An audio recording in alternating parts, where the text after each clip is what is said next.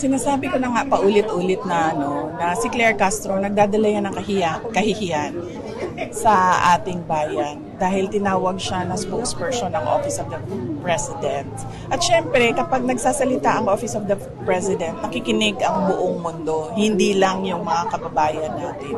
At syempre, kapag ganun yung nagsasalita at ganun yung sinasabi ng nagsasalita, ay nagdadala siya ng kahihiyan sa bayan natin. Kaya Magandang gabi po sa inyong lahat. Panibago na naman po ang ating babasahan.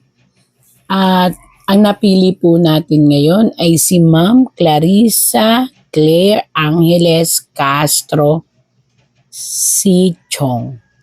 Ayan, pasensya na po kayo kung hindi ako magaling mag-pronounce. Kasi po, ang mahalaga natin ay ma-deliver natin ng maayos. Ano ba ang nakikita ng ating tarot kay Ma'am Claire? Kasi pinag-uusapan po siya ngayon in almost all people of the Philippines. Pero may gusto po akong makita at makita ni tarot. Ipakita mo sa akin kung ano nakikita mo kay Ma'am Claire Castro. Dito ako. Wow. Ma'am Claire Castro. Ma'am Claire Castro. Ma'am Claire Castro, ito pong tarot na nabunot ko ay ang ibig sabihin po nito ay hindi ibig sabihin po nito ay talagang totaling death. So ipapaliwanag ko pong maayos ha. Nakita niyo naman, tinarot ko po, binalasa ko at lumabas po ito.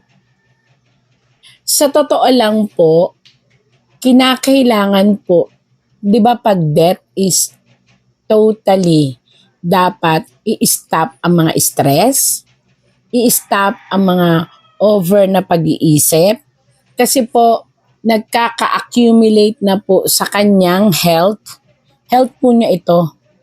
Yung mga tensyon ng mga salita sa labas at loob ng kanyang pamumuhay. So it means na nakikita niyo po ito.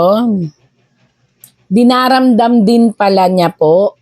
Sinasabi ko po yung totoo. Dinaramdam po niya ang lahat ng mga sinasabi ng mga tao in and out sa kanyang bakod, sa kanyang buhay, sa kanyang sarili.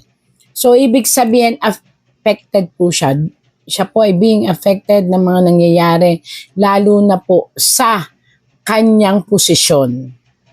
So, ang ibig sabihin po nito, ang nagbibigay sa kanya ng matinding laban ng kanyang emosyon ay ang pagdidepensa niya sa kanyang trabaho. At hindi po natin siya masisisi doon kasi nga, she must do everything para idepensa ang kanyang posisyon bilang katiwala ng ating presidente.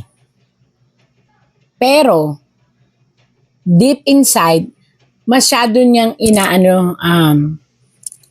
dinaramdam ang mga sitwasyon. So, dito po, kinakailangan po niyang totally na wag ibigay ang emosyon niya para maingatan na wag siyang magkaroon ng problema sa kanyang kalusugan na maaaring magbigay sa kanya ng matinding health problem na ikakahina ng kanyang emosyon, magbibigay ng stress na magli-lead into a dangerous stage of her health. Ayan. Alam niyo po, para po sa sambayan ng Pilipino, ang sabi po ng tarot, idinidepensa niya ang kanyang upuan na pinagkakatiwalaan, kaya lang baliktad po kasi. Wag naman po sana akong mababash ng mga nasa gobyerno, lalo na po ni Ma'am Claire. Ang ibig sabihin po kasi nito Ma'am Claire, yung gusto mong ipakita sa buong mundo na ikaw ay magtatanggol sa lahat ng mga nagtitiwala sa iyo na nasasakupan ng iyong trabaho kagaya ng presidente, ng asawa ng presidente, ng mga senador o kongresista na under talaga ng government. Which tama naman po yun kasi kayo yung pinagkakatiwalaan eh. Kaya lang po, dito po, kayo po ang nag-a-absorb ng lahat ng negative. So, ang sabi po ng tarot, medyo kaunting kaliwanagan sa isipan na hindi lahat po ay kaya nyong pagtakpan or yakapin para ipagtanggol. Kasi po, nakikita nyo po itong nakatayong ito. Ibig sabihin po nito, kailangan nyong itayo rin ang inyong sarili. Na kapag alam ninyo na may mali, better na ibaba na lang natin ang ating mga idea, sarili, at tumahimik for a while. Kasi po, napakadami pong darating pang batikos ang inyong matatanggap. At hindi lang po ito batikos. Maaaring ito po ay magkaroon ng kasiraan sa inyo bilang isang Pilipino. So pinag-iingat po kayo. May isang parating na napakatinding unos na ito ay hindi ninyo masasalag. Yan po. Napakadami, sunod-sunod na pagbatikos, sunod-sunod. At pag hindi nyo po inisip ang inyong sarili at hindi nyo po in-step down ang inyong sarili o pinilit nyo pa rin nakupkupin o salagin o kayo ang mag-front at kayo ang magsalita ng magsalita para sa mga parating na ito po ay matindi. Ito po ay hindi kakayanin po ng paliwanag dahil ito po ay isang unos mula sa isang kakilala ninyo na pinagsisilbihan ninyo. Isang malaking buwelta ng unos. Isang chismis na hindi mamamatay-matay na makakasira ng buong pagkatao ng taong inyong pinoproteksyonan. Kayo po, palibhasa po ay trabaho nyo nga po, kayo po ang haharap at magsasalita kasama ng isa pang lalaki. May isang lalaki na magiging katuwang ninyo na magsasalita at ipagtatanggol itong unos na ito. Pero hindi po ito mamamatay-matay. Hindi po ito kailanman matatapos. Padami pa po ng padami at pahirap ng pahirap ang inyong kakaharapin na dapat sagutin. At maaaring ito po ay mag-lead hindi lang po sa pagbagsak ng inyong kredibilidad, kung hindi sa pagbagsak ng kredibilidad ng taong inyong pinuproteksyonan. Ang ibig sabihin po nito ay isang malaking unos.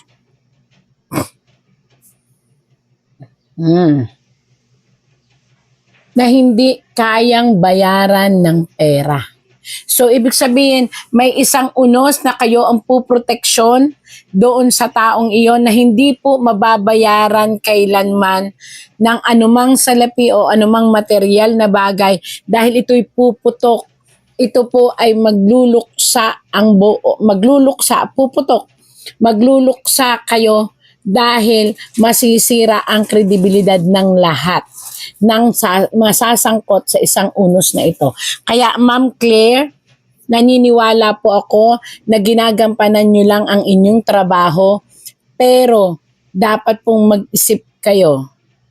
Kung ikasisira na rin naman po ng inyong pangalan, reputasyon at pagkatao at damdamin at madadawit pa po ang reputasyon ng inyong pamilya, mag-isip po kayo.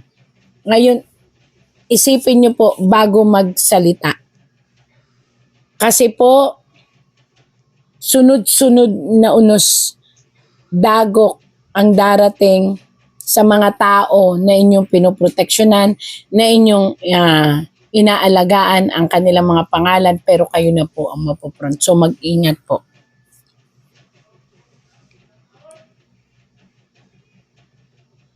Hala,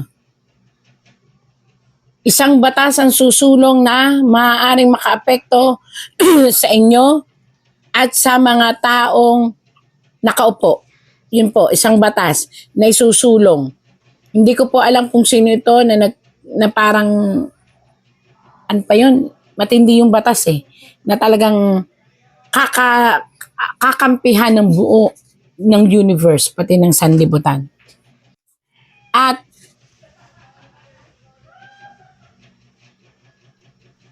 magbubunga ito ng sapilitang pagdidesisyon kung mag-i-stay kayo or hindi.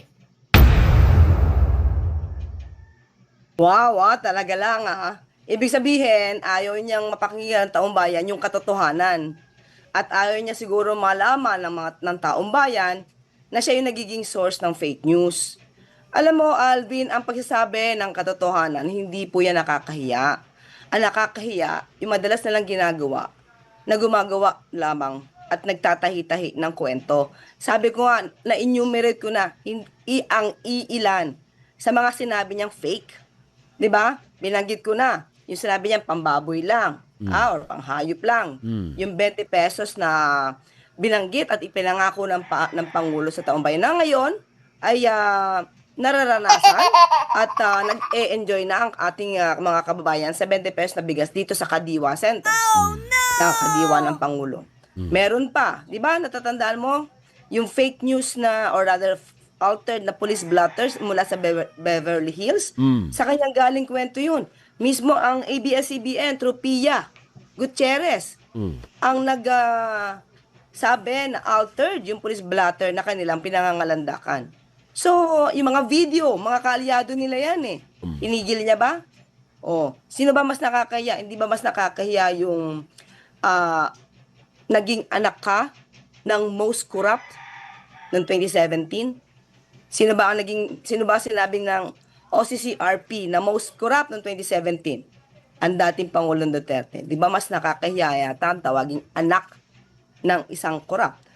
Sinasabi ko na nga paulit-ulit na si Claire Castro nagdadala yan ng kahihiyan sa ating bayan dahil tinawag siya na spokesperson ng Office of the President. At syempre, kapag nagsasalita ang Office of the President, nakikinig ang buong mundo, hindi lang yung mga kababayan natin. At syempre, kapag ganun yung nagsasalita at ganun yung sinasabi ng nagsasalita, ay nagdadala siya ng kahihiyan sa bayan natin. Kaya dapat hindi na siya pinapakinggan at pinapansin.